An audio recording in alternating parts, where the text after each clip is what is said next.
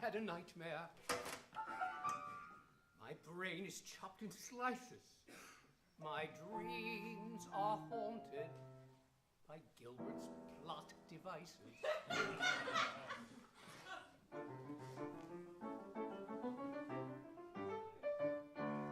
I dreamt that I was walking in a fairy's neighborhood. One fairy didn't like me much and cursed me well and good. Now I would die unless I commit a new crime every day. And so I turned to piracy, so this toll I could pay.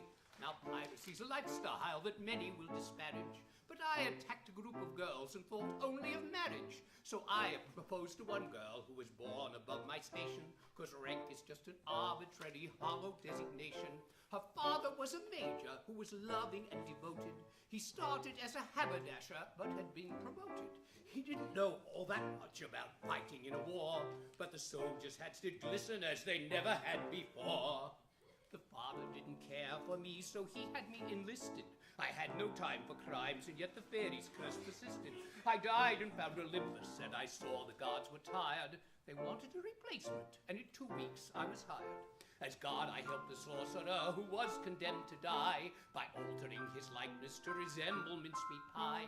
He thanked me with a potion that, although it smelled quite rotten, if I dipped my face in it, I'd see what I'd forgotten. I was a bit reluctant, but the poor sorcerer submersed me. And suddenly I realized that the fairy who had cursed me was a damsel I had loved, but who I'd left so long ago.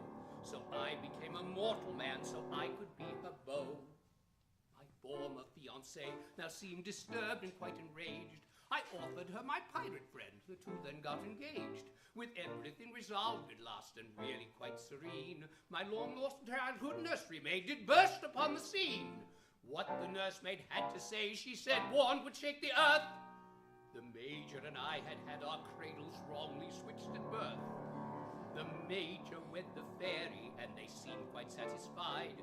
And that was all there was, with no one left to be my bride. If my telling of this nightmare may seem overly meticulous, I'm haunted by conventions that are utterly ridiculous. My telling of this nightmare may seem overly meticulous. I'm haunted by conventions that are totally ridiculous.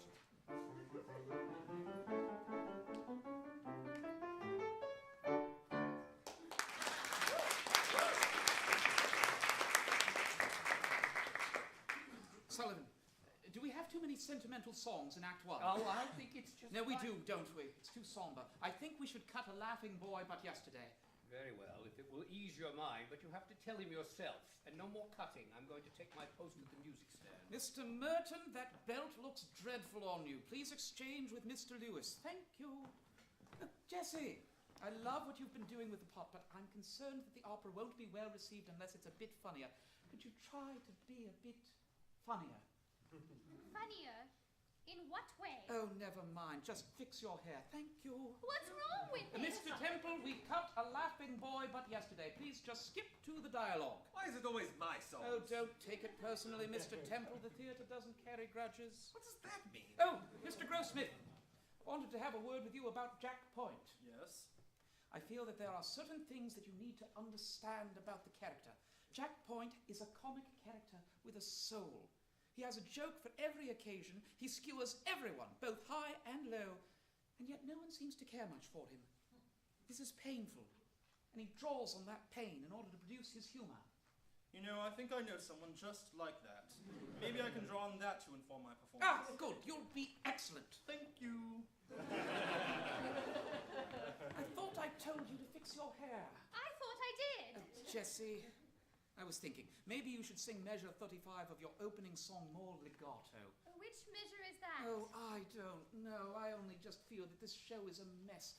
Who wants to see a comic tragedy? Oh, I think we've all done an excellent job with this show. Oh, well, some of us have. Well, with your hair looking like Oh, that. for heaven's sake, Mr. Gilbert, you must leave me alone or I won't be able to sing a single note. Helen, make sure to go over the cues with the stage man just one more time. Yes, sir. Oh, and might I just say, sir, that you have done such an amazing job. Sorry, Helen, I don't have time for this right now. Oh, would you mind picking up a gift for my wife during the show? Anything will do. Yes, certainly.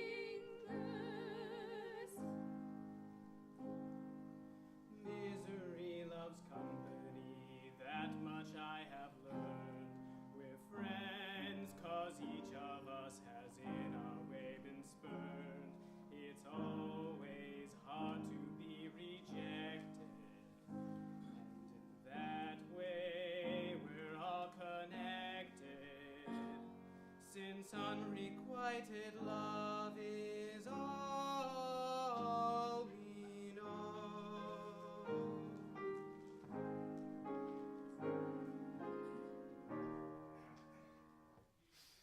My dreams are undone, and though I hate to grouse, I thought that he'd be mine until I met his spouse.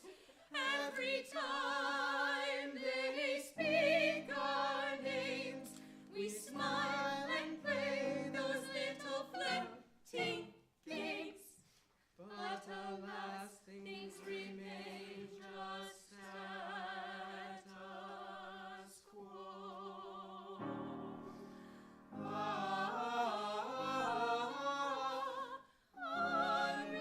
Unrequited love.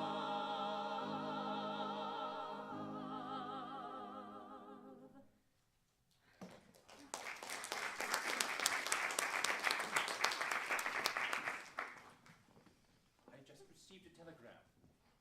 Blanche has passed away. Oh, sir. I am so sorry, sir. Places, everyone, places. 1 year later. Every closing is bittersweet, eh, Sullivan? Very true, but at least we know what the public thought of you and I dabbling in tragedy. Exactly. They liked didn't it. like it. Wait, what do you mean? 423 performances is a success. That's not nearly as many as the Mikado, or Patience, or HMS Pinafore. I think the public has spoken, and they're saying that they prefer us a little less dreary. Well, my score was extremely well received. The critics loved my music. Who cares about the public anyway? I cannot keep having this same argument with you. I challenge you to a duel with stage pistols. 10 paces. 1, 2, 3, 4, 5, 6. Good Lord, what are you two doing in here? Funny, I'm assuming you're having the same argument as always. I suspected as much. I've developed another compromise. Sullivan, if you and Gilbert produce another light opera, again one without fantastical elements, I will produce a full-scale grand opera of your own composition. About anything you like. Is that acceptable? Yes. So this means no magic lozenge? Yes. Very well. Good.